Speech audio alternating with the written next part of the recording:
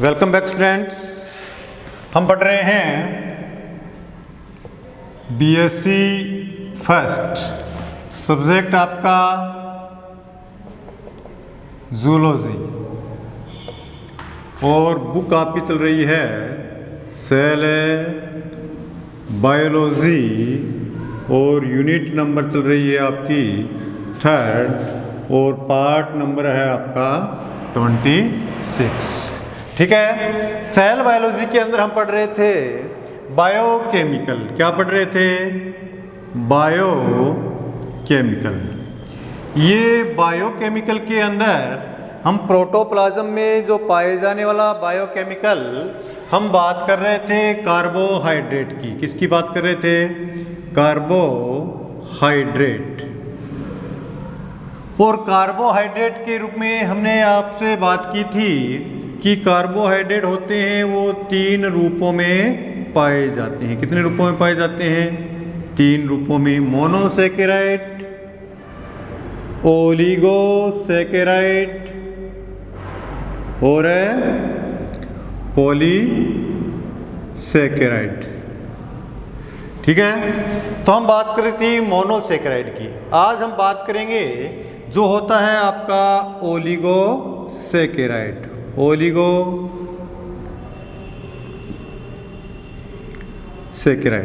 Oligosaccharide जो होते हैं इसके अंदर, मोनो के अंदर तो हमने देखा था कि कार्बन की क्या पाई जाती है? केवल एक चेन पाई जाती है। लेकिन जो ओलिगोसेकेराइड होते हैं इसमें कार्बन की 2 चेन से लेकर 10 तक क्या पाई जाती है? चेनें पाई जाती है। यदि हम बात करते हैं कि कार्बन की केवल 2 ही चेन होगी तो हम उसे क्या कहेंगे? डाइसेकेराइड कहेंगे। क्या कहेंगे? डाइसेकेराइड।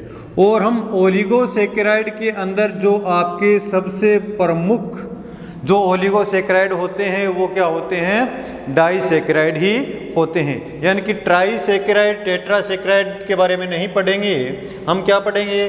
डाइसेकेराइड के बारे में पढ़ेंगे। तो आज का अपना टॉपिक है ओलिगोसेकेराइड और ओलिगोसेकेराइड में डाइसेकेराइड। ठीक है, अब देखिए स्टूडेंट, डाइसेकेराइड के अंदर क्या होती है? 2 चेन से बने होते हैं। अब डाइसेकेराइड बनते कैसे हैं? डाइसेकेराइड या तो आपके जो मोनोसेकेराइड होते हैं, जो आपके मोनोसेकेराइड्स होते हैं, मोनोसेकेराइड के जुड़ने से, या कोई भी पॉलीसेकेराइड है, कोई भी पॉलीसेकेराइड है, कोई भी पॉलीसेकेराइड से जब हमें पता है कि पॉलीसेकेराइड क्या होगा? पॉलीसेकेराइड बहुत सी मोनोमर चेन्स का बना होगा। यानी कि पॉलीसेकेराइड जब उस चेन में टूटता है अर्थात मोनोसेकेराइड में परिवर्तित होता है तो इसमें कोई मध्यवर्ती उत्पाद के रूप में कुछ बनता है। और मध्यवर्ती उत्पाद के रूप में जो बनते हैं वो आपके क्या होते हैं? डाइसेकेराइड ही होते हैं। ठीक है, तो डाइसेकेराइड के अंदर हम क्या पढ़ते हैं कि डाइसेकेराइड के अंदर बहुत से ऐसे जो कंपोनेंट होते हैं, यौगिक होते हैं, जो डाइसेकेराइड के रूप में पाए जाते हैं। और ये जब बनते हैं तो क्या निकलता है? जल का एक अणु निकलता है। यानी कि जल का एक अणु निकलता है तो डाइसेकेराइड का जो सामान्य फॉर्मूला होता है, हमने बताया था सामान्य फॉर्मूला क्या? कार्बोहाइड्रेट का। जब इस सामान्य फॉर्मूले में से क्या निकल गया?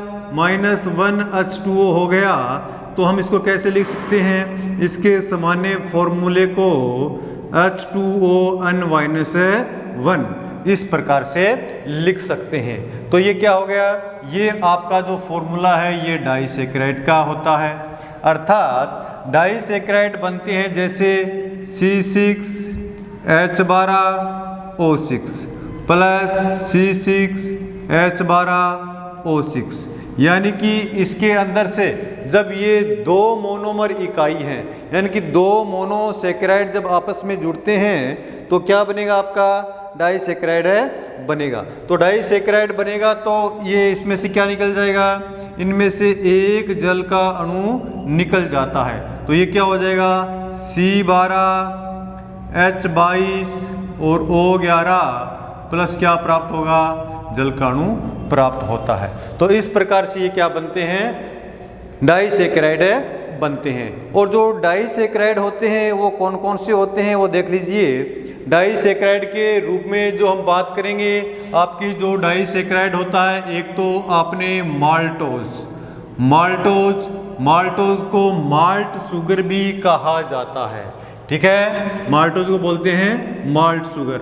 एक होता है सुक्रोज जो होता है ये भी प्लांट में होता है, माल्टोज भी क्या होता है, प्लांट में। यानी कि सुक्रोज जो होता है, जो प्लांट का साइटोप्लाज्म होता है, साइटोप्लाज्म का मुख्य भाग होता है।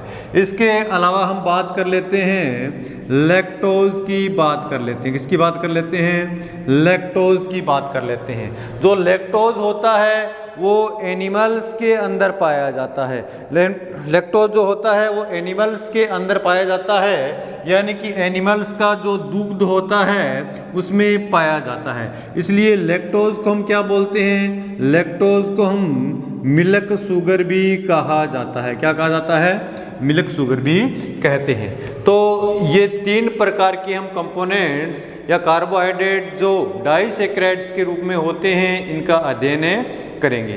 तो सबसे पहले हम बात कर लेते हैं माल्टोज की बात कर लेते हैं। जो माल्टोज होता है वह क्या होता है, माल्टोज जो बनेगा वो आपकी जो स्टार्च होती है। माल्टोज बनने के लिए क्या होता है कि प्लांट के अंदर जो स्टार्च होती है, स्टार्च एक प्रकार का पॉलीसैकेराइड शुगर है। क्या है, पॉलीसैकेराइड है। स्टार्च जब टूटकर, मैंने कहा है कि मोनोसैकेराइड में परिवर्तित होगी, स्टार्च जब टूटकर मोनोसैकेराइड में परिवर्तित होगी, अर्थात स्टार्च से टूटने पर क्या बनेगा, मोनोसैकेराइड के रूप में ग्लूकोज के अणु बनेंगे।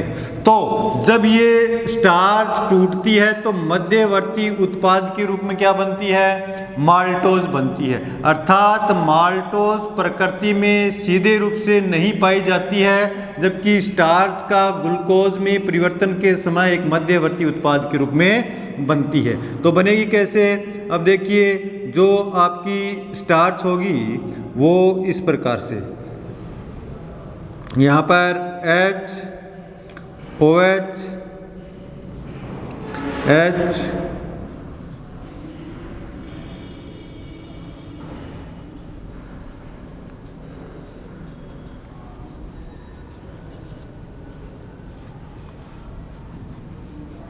CH2OH। और इसी प्रकार से क्या होगा, जब सुक्रोज बनेगी, सुक्रोज में क्या होगा, ग्लूकोज से ग्लूकोज के अणु जुड़ते जाएंगे। तो यानी कि ये लो,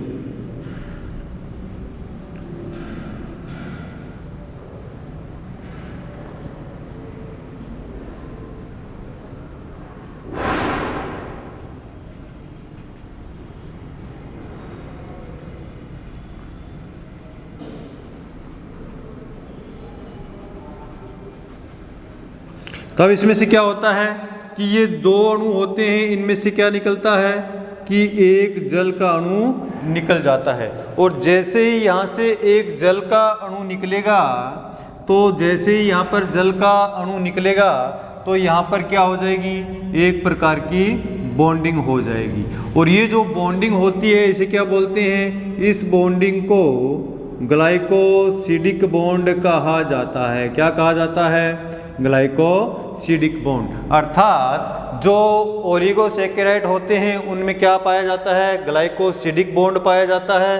अर्थात मोनोमर इकाइयां आपस में जुड़ती है जिससे ग्लाइकोसिडिक बॉन्ड बनता है और जल का अणु निकलता है। तो इस प्रकार से ये दो ग्लूकोज के अणु होते हैं, ये इस शुगर को क्या बोलते हैं, इसे बोलते हैं हमें माल्टोज। क्या कहते हैं, माल्टोज या माल्ट शुगर कहा जाता है। इसी प्रकार से हम सुक्रोज की बात कर लेते हैं। सुक्रोज जो होता है वो आपका क्या होता है, सुक्रोज के अंदर भी दो आपके मोनोसैकेराइड होते हैं, एक तो होता है ग्लूकोज और एक क्या होता है, फ्रक्टोज, ग्लूकोज और है फ्रक्टोज। ये ग्लूकोज और फ्रक्टोज से मिलकर क्या बनता है, सुक्रोज बनता है। ठीक है, तो इसमें एक तो अणु क्या होगा, एक तो अणु होगा आपका ये ग्लूकोज का। ठीक है, ये लो भाई, एक अणु तो ग्लूकोज का,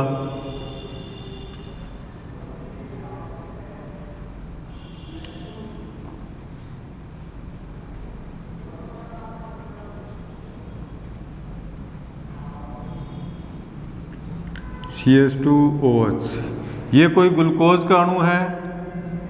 ठीक है, और एक अणु यहाँ पर क्या होगा, एक अणु के रूप में जो होगी वो क्या होगी आपकी फ्रक्टोज। क्या होगी, फ्रक्टोज, एक अणु के रूप में फ्रक्टोज होगी।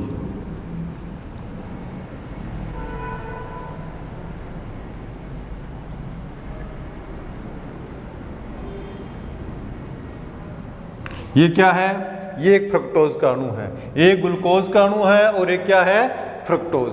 जब ग्लूकोज और फ्रक्टोज के अणु पास पास में आते हैं, जब ग्लूकोज और फ्रक्टोज के अणु पास पास में आते हैं तो क्या निकल जाता है, एक जल का अणु इससे निकल जाएगा। और जल का अणु निकलने पर, जल का अणु निकलने पर क्या बन जाएगा, HOH, OH,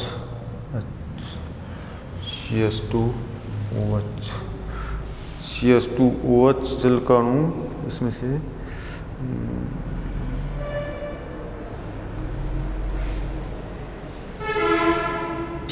1 2 3 4 5 6 7 8 9 11 12। ठीक है, एक जल का अणु यहाँ से ये निकल जाएगा और जल का अणु निकलते ही ये क्या हो जाएगा, यहाँ पर CH2। तो इस प्रकार से ये बॉन्डिंग हो जाएगी। इस बॉन्डिंग को हम क्या बोलते हैं, ग्लाइकोसिडिक बॉन्ड। ये क्या है आपका, ये है फ्रक्टोज। क्या है, फ्रक्टोज। ग्लूकोज और फ्रक्टोज ग्लाइकोसिडिक बॉन्ड द्वारा आपस में क्या हो जाते हैं, जुड़ जाते हैं। और जुड़ने पर ये जो अणु बनता है इसे क्या बोलते हैं, हमें सुक्रोज कहा जाता है। इसी प्रकार से तीसरे प्रकार का हम बोलते हैं जो आपका लैक्टोज होता है।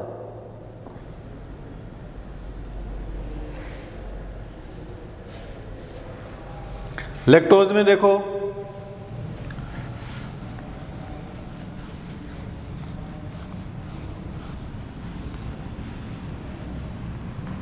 लैक्टोज में क्या होता है, लैक्टोज में एक तो ग्लूकोज का अणु होता है प्लस एक क्या होता है, गलेक्टोज। एक तो ग्लूकोज होती है और एक क्या होती है, गलेक्टोज। यानी कि ये ग्लूकोज का अणु है,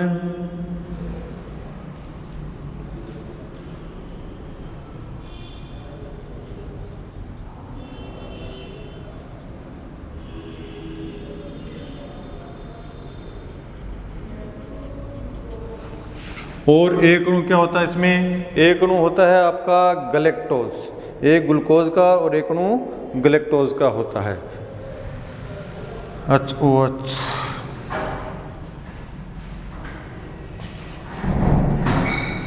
ये एक अणु आपका गलेक्टोज,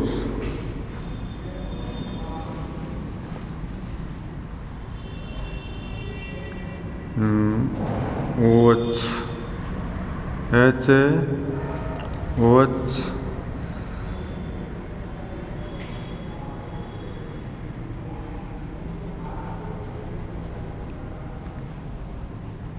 CH2OH, OH, HOH।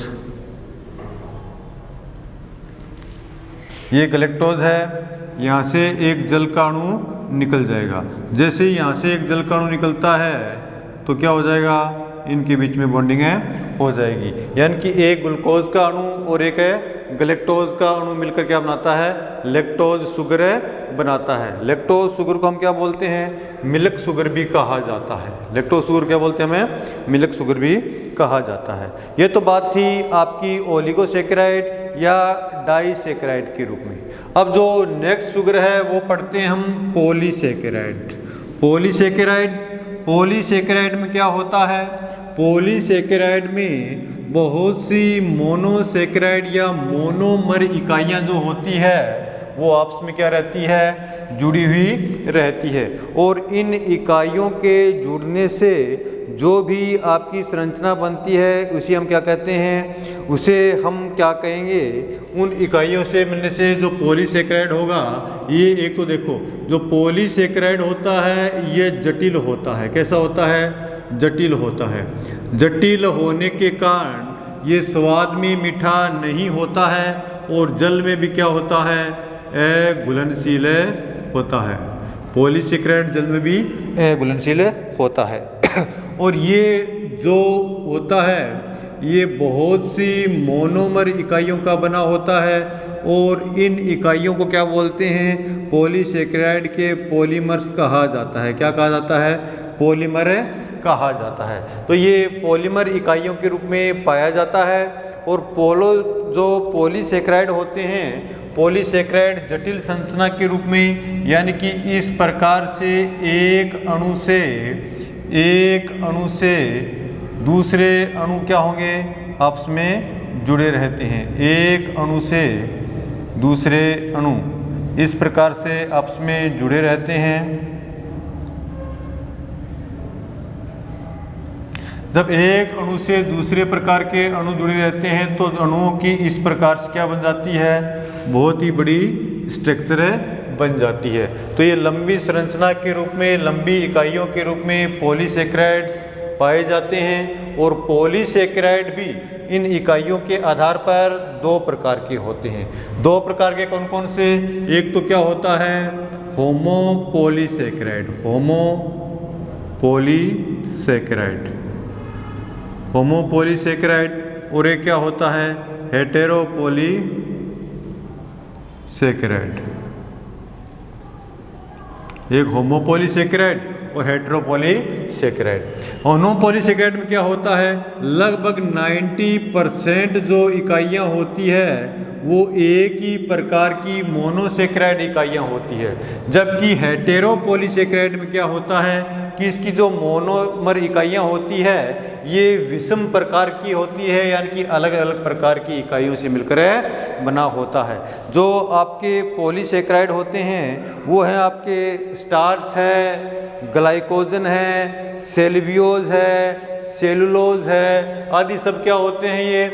ये पॉलीसेकेराइड स्ट्रक्चर के रूप में होते हैं और जटिल संरचना के रूप में होते हैं। इसके अलावा इनुलिन, काइटिन, मुकोपॉलीसेकेराइड, हाइलुरोनिक एसिड्स, यानी कि बहुत से ये पदार्थ होते हैं, ये पॉलीसेकेराइड होते हैं। तो ये था आपका कार्बोहाइड्रेट की संरचना। अब हम पढ़ लेते हैं कि कार्बोहाइड्रेट का महत्व क्या है? Importance of the carbohydrate. Importance of the carbohydrate.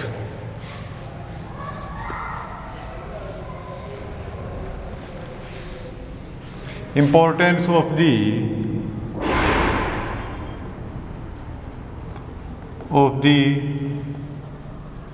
Carbohydrate, यानी कि कार्बोहाइड्रेट के महत्व, यानी कि कार्बोहाइड्रेट क्या क्या काम में आता है। हमें पता है कि हमारे शरीर में 3 प्रकार के पदार्थ ऊर्जादायक के रूप में होते हैं। एक तो होता है कार्बोहाइड्रेट, एक होता है प्रोटीन, एक होता है लिपिड। यानी कि जब तक हमारी कोशिकाओं को कार्बोहाइड्रेट मिलता रहेगा तब तक हमारी कोशिकाएं कार्बोहाइड्रेट के ऊपर ही डिपेंड रहेगी। अगर ये कार्बोहाइड्रेट नहीं है तो इसके बाद में इनका नंबर आता है, इनसे ऊर्जा ग्रहण करती है। यानी कि इनको भी किसमें बदलेगी? ये कार्बोहाइड्रेट में बदल के ही ऊर्जा प्राप्त करेगी। अर्थात ऊर्जा का मुख्य सोर्स क्या है हमारे शरीर के लिए? कार्बोहाइड्रेट। और कार्बोहाइड्रेट में जो ऊर्जा होती है वो 4.1 किलो कैलोरी के बराबर होती है। अर्थात कार्बोहाइड्रेट जो होते हैं हमारे लिए ऊर्जा के क्या होते हैं? ऊर्जा के प्रमुख सोर्स के रूप में होते हैं। ऊर्जा के प्रमुख सोर्स के रूप में होते हैं। ठीक है, अब देखिए कार्बोहाइड्रेट यानी कार्बोहाइड्रेट जो होते हैं चाहे प्लांट हो चाहे एनिमल हो, जो ऊर्जा का संचित भंडार होता है, ऊर्जा का संचित भंडार इसी कार्बोहाइड्रेट का होता है। अर्थात जो जीवों में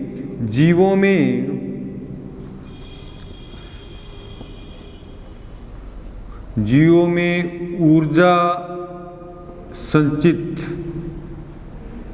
का भंडारण करते हैं, ठीक है, ऊर्जा संचित का भंडारण करते हैं, यानी कि ऊर्जा जो होती है ये कार्बोहाइड्रेट के रूप में ही होती है। एनिमल्स के अंदर जो होती है ये ग्लाइकोजन के रूप में होती है, जबकि प्लांट के अंदर क्या होती है, जो ऊर्जा का भंडारण होता है वो किसके रूप में होता है, आपका स्टार्च के रूप में होता है, ठीक है। अब इसके अलावा कार्बोहाइड्रेट हम क्या देखते हैं कि कार्बोहाइड्रेट, यदि हम प्लांट की बात करते हैं कि प्लांट की जो सेल वॉल होती है, प्लांट की सेल वॉल के अंदर देखते हैं कि सेलुलोज की बनी होती है, या हम बैक्टीरिया की सेल वॉल देखते हैं तो म्यूकोपॉलीसेकेराइड्स की बनी होती है। ये सभी जो होते हैं ये कार्बोहाइड्रेट ही होते हैं। अर्थात ये जो प्राणियों की कोशिका है, कोशिका की बाहरी संरचना, प्लाज्मा मेम्ब्रेन में भी देखते हैं तो कुछ मात्रा में कार्बोहाइड्रेट पाया जाता है। तो कोशिका की बाहरी संरचना या भित्ति का क्या करते हैं, भित्ति का निर्माण भी क्या करते हैं, कार्बोहाइड्रेट करते हैं। बाहरी संरचना भित्ति का निर्माण भी कार्बोहाइड्रेट करते हैं।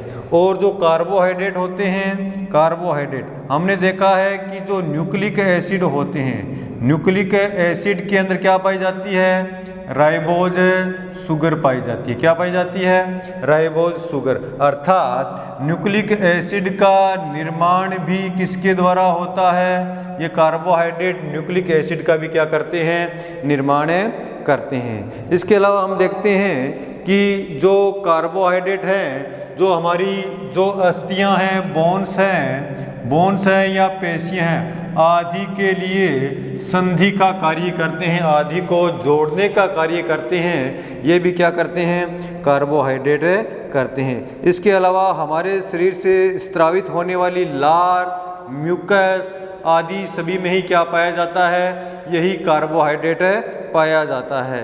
तो इस प्रकार से हम देखते हैं कि जो ऑर्थोपोड्स या अन्य प्राणी हैं उनके बाहर जो कवच बना होता है तो वो काइटिन का बना होता है। किसका बना होता है, काइटिन का बना कवच, या अन्य पदार्थ का या कॉन्सोलिन का आदि का जो कवच बना होता है, ये भी क्या होते हैं, ये भी एक प्रकार के कार्बोहाइड्रेट ही होते हैं। अर्थात प्राणियों के बाहर जो कठोर कवच बनाने का कार्य करते हैं वे सभी क्या होते हैं, कार्बोहाइड्रेट ही होते हैं। तो ये आपका कार्बोहाइड्रेट था।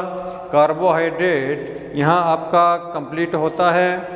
नेक्स्ट क्लास में हम नेक्स्ट किसी प्रोटोप्लाज्म की बात करेंगे।